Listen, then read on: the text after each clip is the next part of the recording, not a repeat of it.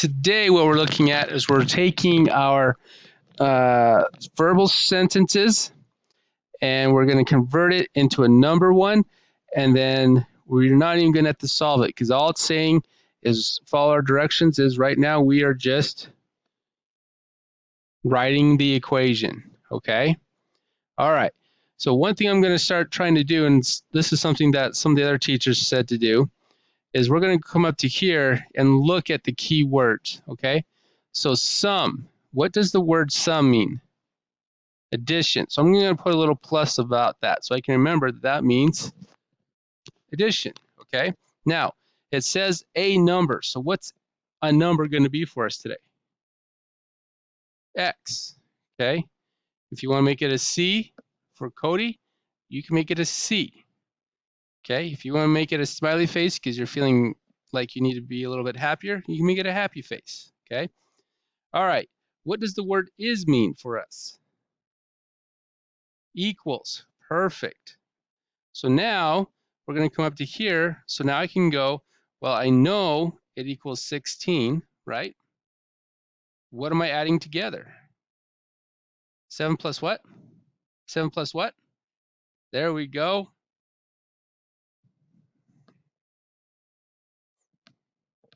And you already know what X is. X is 9.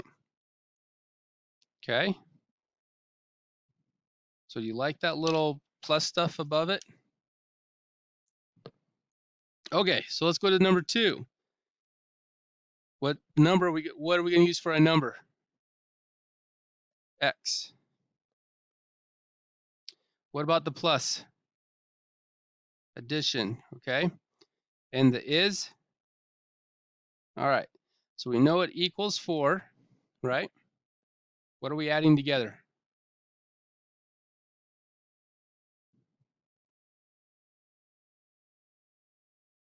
Just like that. Awesome blossom. There she is. Yeah. Yes, sir. That's all you have to do. All I have to do is just write an equation. So this goes back to our second standard. Here, I'm going to pause this so we're not burning time. This goes back to our second standard. All right, so what does the word difference mean? Subtraction. Okay. Difference of 3 times. What's times mean? Multiplication. So I'm just going to put a little dot there because I'm getting away from my X symbol, because if I put down there, I might confuse myself. Okay. What I want to put in as a number? X. See, if I put that as multiplication, I might confuse myself. And then there's 2. I'm going to kind of underline that one. What does the word is mean again? And what am I equaling? Okay, so there's my answer. There's what I'm equaling. So what's happening on this side? What are we doing? How about what's 3 times the number going to look like?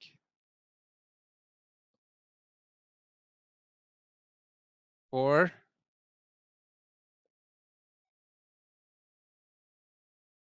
And then what am I subtracting from it? So the difference of 3 times a number and 2 is negative 19. Okay.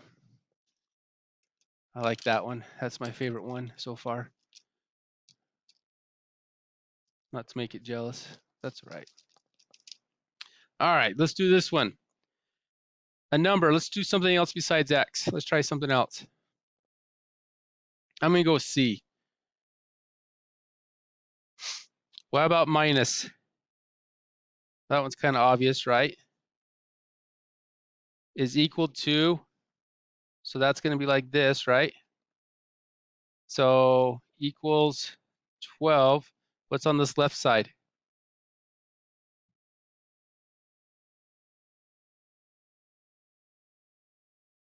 What's this number right here, bud?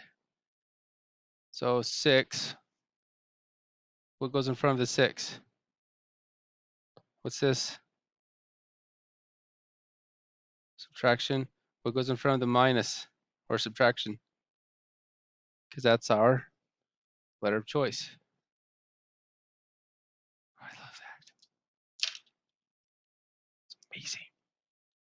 predictable. All right. How about the product? What's product mean? Multiplication. Perfect. Okay. What am I multiplying?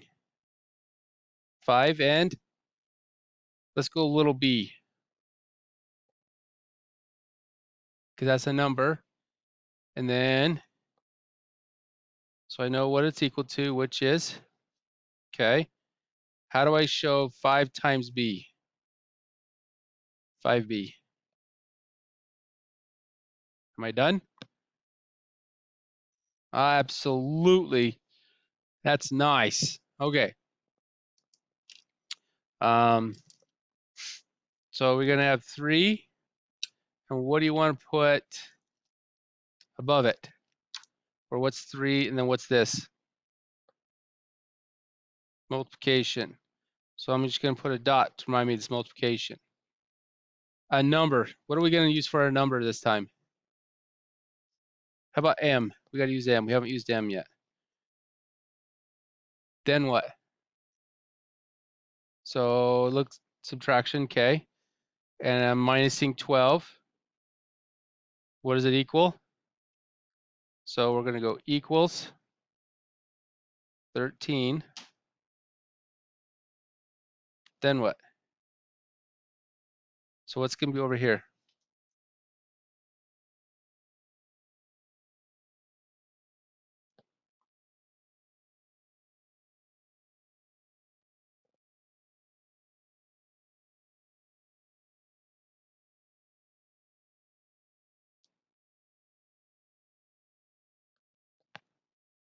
All right. What does quotient mean? Division. Yep, division. Okay. The quotient of a number and 5 is 75. So what do we want to do for a number this time? You know, we haven't used f yet. So how do we write that equation?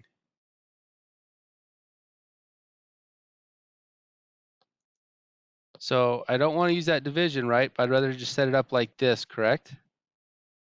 So f divided by 5. Now, if you wrote it like this, oops, are you wrong? You're not, but it's a little bit harder to solve. Okay? So you're not wrong here, it's just it's a little bit harder to solve. Okay. Let's see. What about our next one? What do we see? So what is that going to look like?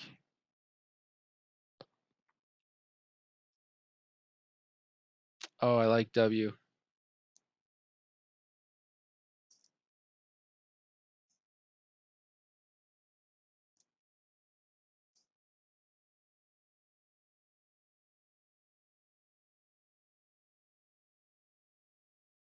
$12.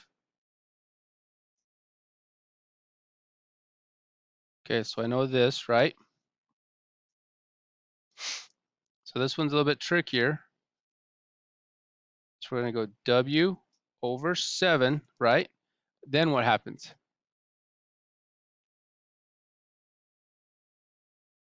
Plus 12.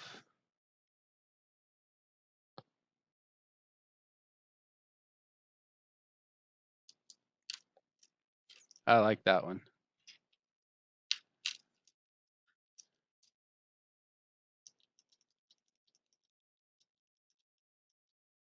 Okay.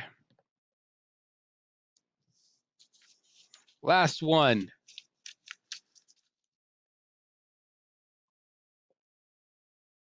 A number times 4 minus 18 is 24. So what do you want to do for a number this time, guys? J.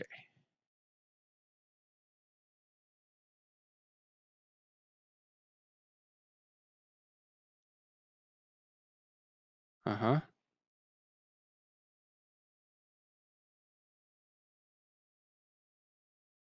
Okay, so write down what you think it's going to be. Write down what you think it's going to be.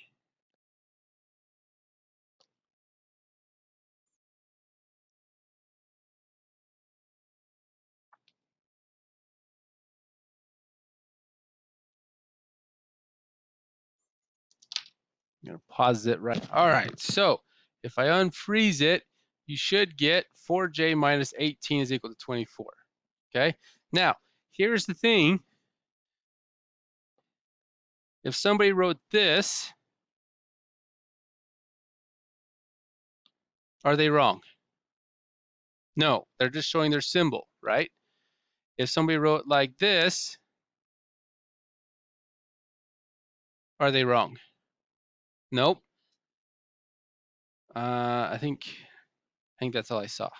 Okay, but really you want to start getting into the habit of making it look like this, because that's what you're going to see both in your textbook, in your homework, in your notes, and anything else you're going to see in the future. Okay, if we can stop using this, that would be great. So if you need to, you can write it like that to help yourself. That also means a number times 4. And usually we're going to put the number out in front. That's called our coefficient.